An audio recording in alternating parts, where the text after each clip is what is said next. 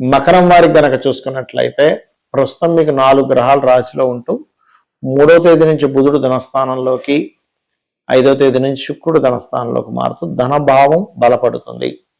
అదేవిధంగా రాశిలో రవికుజులుంటూ 3వ స్థానంలో శని, షష్టమ స్థానంలో గురువు, అష్టమంలో కేతువు యొక్క సంచారం జరుగుతుంది. ఇక చంద్రుడైతే 2.5 రోజులకు మారిపోతూనే ఉంటుంది. ఈ యొక్క గ్రహస్థితిని అనుసరించి మీకు ఎలా ఉండబోతుంది, ఏ విషయాల పట్ల మీరు జాగ్రత్త వహించాలి అనేటువంటి అంశాలని చెప్తుంది నేనైనప్పటికీ చెప్పిస్తుంది సాక్షాత్ లలిత అమ్మవారిగా భావిస్తూ, ప్రధానంగా ఇక్కడ మీకు రాశిలో అధిక గ్రహాలు ఉంటూ కొంచెం 2 గ్రహాలు ఎప్పుడైతే కొంచెం మారుతున్నాయో కొంచెం స్ట్రెస్ అనేది తగ్గుతూ ఉంటుంది, ఫినాన్షియల్ గ్రోత్ పెరుగుతూ ఉంటుంది. అందులో ముఖ్యంగా ఆన్లైన్లో అమ్మకాలు కొనుగోలు చేసేటువంటి వాటికి కూడా కొంత అనుకూలత అయితే లభిస్తుంది. బికాజ్ ఆఫ్ మీకు ఇక్కడ ధనాన్ని సహజంగా ధనకారకుడు శుక్రుడు బుధుడితో కలిసి ఉంటున్నాడు కాబట్టి. అలాగే 3లో ఉండేటువంటి శని కొంతవరకు మనకు ప్రయత్న లాభాన్ని ఇవ్వడం అనేటువంటిది కూడా జరుగుతూ ఉంటుంది మకరం వారికి చెప్పాలంటే. అదేవిధంగా కొంత భూములు, అది కూడా తండ్రికి సంబంధించిన ల్యాండ్స్ ఉంటాయి కొన్ని, అటువంటి విషయాల్లో కూడా కొంత తోబుట్టు వరుస వాళ్ళతో చిన్న చిన్న డిస్టర్బెన్సెస్, డిస్ప్యూట్స్ చూపిస్తున్నాయి. అదేవిధంగా కాస్త గురువు 6లో ఉన్నందుకు ప్రధానంగా మీకు గైడ్ చేసే వాళ్ళే కొంత శత్రువులు అయ్యేటువంటి ఛాన్సెస్ చూపిస్తుంది. కాబట్టి ఈ యొక్క విషయంలో చాలా జాగ్రత్తగా ఉండండి. అదేవిధంగా తాతగారు ఆస్తి విషయంలో మరియు కొన్నిసార్లు చూడండి మనకి కొన్ని విషయాలు నిగూఢంగా ఉంటుంటాయి కొన్ని, అది హెల్త్ అనుకోండి ఏదైనా సరే తొందరగా డయాగ్నోజ్ అవ్వదు. ఇటువంటివి మీకు తొందరగా డయాగ్నోజ్ అవ్వాలి అంటే గణపతి ఆరాధన ఎక్కువగా చేస్తూ ఉండండి. అదేవిధంగా ఉద్యోగ అవకాశాలు పెరుగుతాయి. అందులో ముఖ్యంగా మార్కెటింగ్ రంగాలు, ఇక్కడ ఉంటూ విదేశీ కంపెనీలు కొన్ని ఉంటాయి, నైట్ జాబ్స్ ఉంటుంటాయి, అటువంటివి ఏవైనా సరే కుదరడం అనేటువంటిది బలంగా చూపిస్తుంది. ఇక మీరు నిత్యము చేయవలసిన దేవతారాధన ఏమిటి అంటే లలితా సహస్రనామాలు, విష్ణు సహస్రనామాలు 2 కలిపి చేస్తూ ఉండండి. ఫైనాన్షియల్గా ఇంకా బాగా గ్రోత్ రావాలి అని అనుకున్నట్లయితే దుర్గాదేవిని, ధనస్థానంలో రాహు ఉన్నాడు కాబట్టి రాహుకాలంలో దీపారాధన చేయడము, దుర్గా అష్టోత్తరం చదవడం ఎక్కువగా చేస్తూ ఉండండి.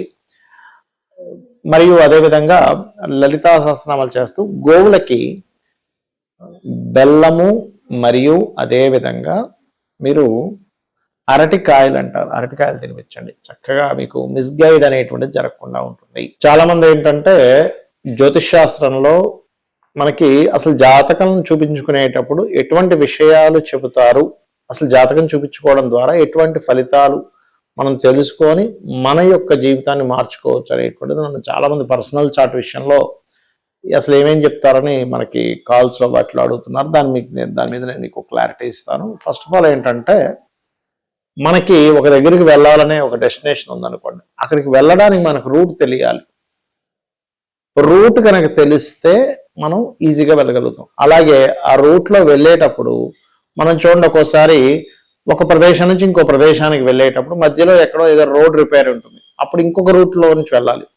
అంటే మనకు ముందుగా కనుక ఈ రూట్లో వెళ్తే మధ్యలో మీకు బ్రేక్ ఉంది, ఇంకో రూట్లో వెళ్తే మీరు అక్కడ ఆగకుండా మళ్ళీ వెనక్కి తిరిగి రాకుండా వెళ్ళవలసి వస్తారని తెలిసినప్పుడు అమ్మయ్య అని చెప్పి మనకు ఆ టైము అదంతా ఫ్యూల్ అంతా కూడా ఎలా కలిసి వస్తుందో జ్యోతిష్ శాస్త్రం కూడా అంతే. అది ఎలాగా అంటే చెప్తాను చూడండి.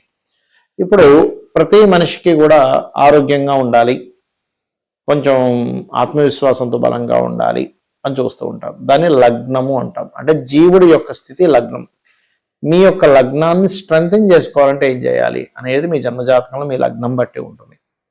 అలాగే చూడండి, ప్రతి ఒక్కరికి కూడా ధనం మూలం ఇదం జగత్ అన్నట్టుగా ఏదైనా సరే ఫైనాన్స్తో ముడిపడి ఉంది. మనం ఏది చేయాలన్నా కూడా, ఒక వివాహం చేయాలన్నా, నిత్య జీవితం గడపాలన్నా, ఒక కారు కొనుక్కోవాలన్నా ఏదైనా, మరి ధనము అందరూ కష్టపడుతున్నారు కానీ కొంతమందికి ఎందుకు అద్భుతంగా కలిసి వస్తుంది, మరి కొంతమందికి ఎందుకు అద్భుతంగా కలిసి రావట్లేదు. ఇక్కడ కారణం ఏమిటంటే మీ యొక్క జన్మజాతకంలో ధనాధిపతి ఎలా ఉన్నాడు ఈజ్ మోస్ట్ ఇంపార్టెంట్. అంటే ఫైనాన్స్ కారకుడు ఎంత బలంగా ఉన్నాడు, ఎంత బలహీనంగా ఉన్నాడు, దాన్ని ఎలా బలపరుచుకోవాలి, పాయింట్ నెంబర్ 1. రెండవది, ఏ మార్గంలో మీరు ధనం కోసం ప్రయత్నం చేసినట్లయితే బాగా కలిసి వస్తుంది. కొంతమంది చూడండి, ఫలానా వ్యాపారాలు చేశానండి ఏది కలిసి రాలేదు కానీ ఆఖరిగా ఈ వ్యాపారం కలిసి వచ్చిందంటారు. దానికి కారణాలు ఏంటంటే మీకు వ్యాపార సమయం రాకపోయి ఉండొచ్చు మీరు చేసేటప్పుడు, లేదా రాంగ్ వ్యాపారం ఏదైనా చేస్తుండొచ్చు. అంటే తెలియకుండానే ఇప్పుడు మీకు ఉదాహరణకి ఫుడ్లో బాగా కలిసి వస్తుంది అనుకోండి, వెళ్ళి ఇంకోటి ఏదో పెట్టుకుంటారు కొంతమంది, ఇంకొక ఫ్యాషన్ రిలేటెడ్ అనో లేకపోతే టీచింగ్స్ అనో ట్రైనింగ్స్ అట్లా చేస్తారు. లేదా కొంతమందికి స్కూల్స్లో కలిసి వస్తే ఫుడ్ పెట్టుకుంటూ ఉంటారు. దీన్ని రాంగ్ స్టెప్ అంటారు. అంటే మీరు చేసే వ్యాపారం కావచ్చు, ఉద్యోగం కావచ్చు, ఉద్యోగం కోసం చదివేటువంటి కోర్సెస్ కావచ్చు, మీకు తెలియకుండా రాంగ్ వేలో కనుక వెళ్ళినట్లయితే అది మీకు పెద్దగా కలిసి రాదు, గుర్తుపెట్టుకోవాలి. ఇక మరొక విషయం ఏంటంటే ఇక్కడ గమనించినట్లయితే ఈ యొక్క ధనపరమైనటువంటి విషయంలో మీరు ఏం చేస్తే బాగుంటుంది? ఇప్పుడు ఫైనాన్షియల్గా బాగా గ్రోత్ రావాలి. ఓం సంపత్కరీ సమారూఢ సింధుర బ్రజ సేవితాయ నమః. ఇలాగా మీరు ఏ కెరియర్ ఎంచుకుంటే మంచిది, ఇక్కడ ఉంటే మంచిదా, విదేశాలకు వెళ్తే మంచిదా, ఏ వ్యాపారంలోకి వెళ్తే మంచిది, ఇవే కాకుండా ఇన్వెస్ట్మెంట్స్ మనం చేస్తూ ఉంటాం. ఫలానా ధనమంతా తీసుకెళ్ళి దాంట్లో ఇన్వెస్ట్మెంట్ చేశాం, అది రాంగ్ టైం అని అనుకోండి. అంటే రైట్ టైంలో మీరు ఇన్వెస్ట్మెంట్ చేయలేదు, రైట్ విషయం మీద అంటే మీకు ఏదైతే కలిసి వస్తుందో దాని మీద ఇన్వెస్ట్మెంట్ చేయలేదు అనుకోండి, మీకు అది ఇబ్బందిని కలగజేస్తుంది, గుర్తుపెట్టుకోండి. కాబట్టి ఎప్పుడు కూడా రైట్ టైం ఇన్వెస్ట్మెంట్ చేయడము, రైట్ విషయాల మీద అంటే మీకు కలిసి వచ్చే దాని మీద ఇన్వెస్ట్మెంట్ చేయడం చాలా ముఖ్యం. అందులో మీరు గోల్డ్లో చేయాలా, గురువు రవి బాగుండాలి. సిల్వర్లో చేయాలా, చంద్రుడు బాగుండాలి, చంద్రుడు గురువు బాగుండాలి.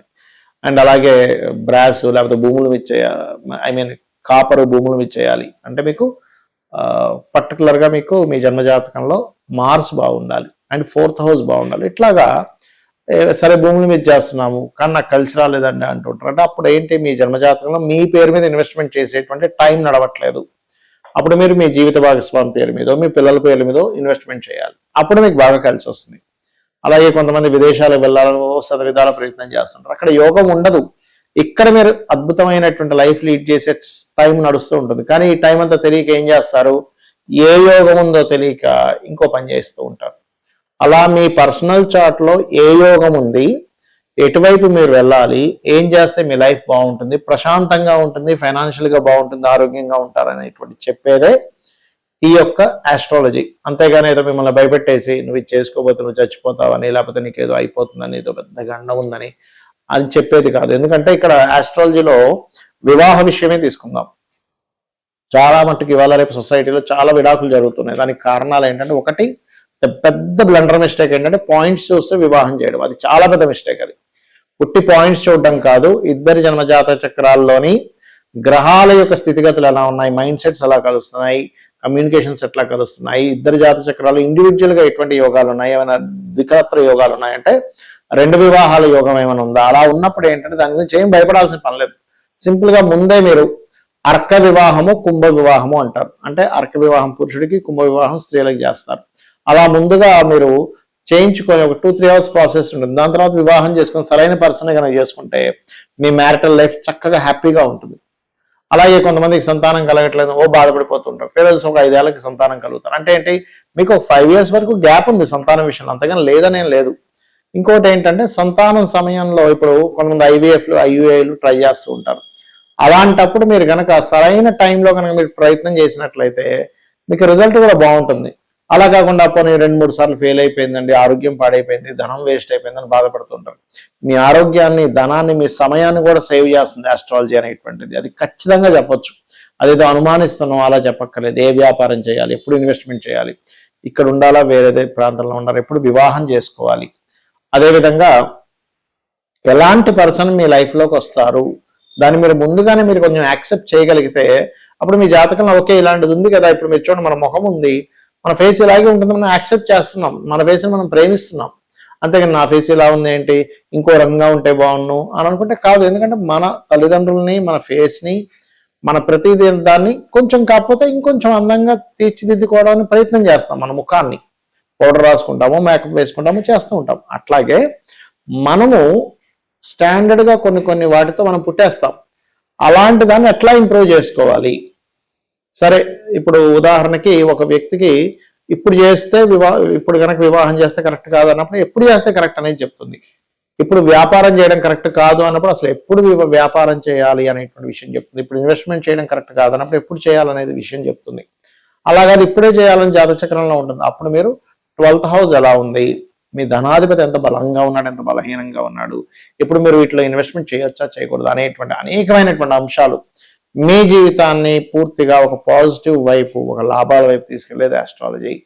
అయితే మరి జాతకం లేదండి అనుకునేటువంటి వారికి ఒకటే ఒక గొప్ప సజెషన్ ఏంటంటే డైలీ మార్నింగ్ ఈవినింగ్ లలిత చేసుకోండి. లలిత అమ్మవారు మీకు ఆలోచన కలిగేలాగా మీ యొక్క దారి సరైన మార్గంలో తీసుకెళ్లా చేస్తుంది. శ్రీమాత్రే నమః.